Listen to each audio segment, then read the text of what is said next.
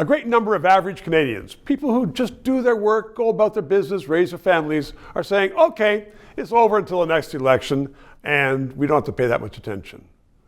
Big mistake, because we do have to pay attention.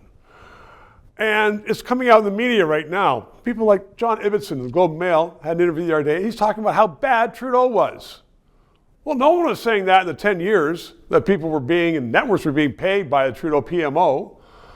It wasn't until after he was defeated now that people are saying, God, he was like Peter Pan. It was a terrible government.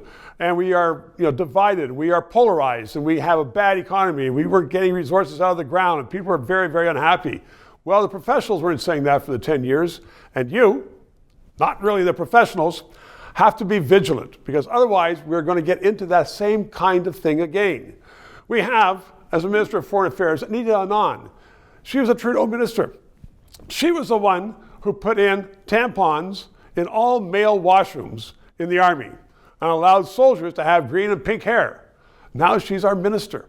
She wasn't going to run again when it looked like everybody's going to be defeated, but then when things turn around, oh, I'm going to be running again. We have Guilbeault, who was forcing everybody to use electric cars. Billions spent on car plants and batteries. Nobody's buying that kind of stuff right now. He's back. He's a censorship minister. And we have Sean Fraser. He was the Minister of Housing. He was the Minister of Immigration.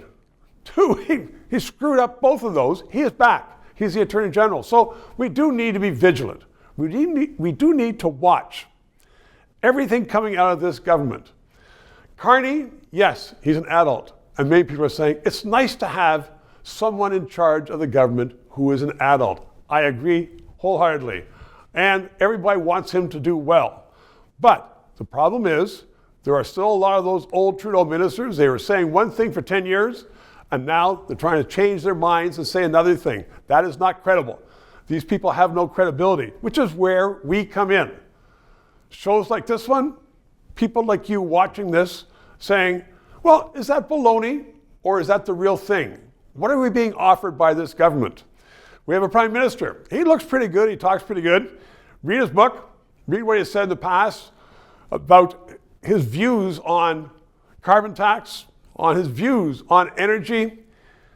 It's not enervating. It's not something that you really want to know about, because unless he changes his mind quickly, we are going to go down the same road, which again comes back to vigilance. People really have to start paying attention. So thank you for paying attention to this. And I don't want to have dire warnings, but the reason we got into trouble is that a whole bunch of Liberal MPs and media and people across the country were taken up with Trudeau, and he was and will be going down in history as probably the worst prime minister ever. So let's just keep smart and keep tuned in. Thank you. To those of you who have subscribed and donated, a heartfelt thank you. You're keeping us on the air. If you're watching and you haven't, please try to do so, because 4 years ago we started this show because there needed to be independent analysis. Now more than ever, with the Online Harms Act, once that gets into law, it's been passed once by the House, there are going to be hundreds of bureaucrats censoring the news in Canada, censoring this show. We need to keep it on the air. Thanks for your support.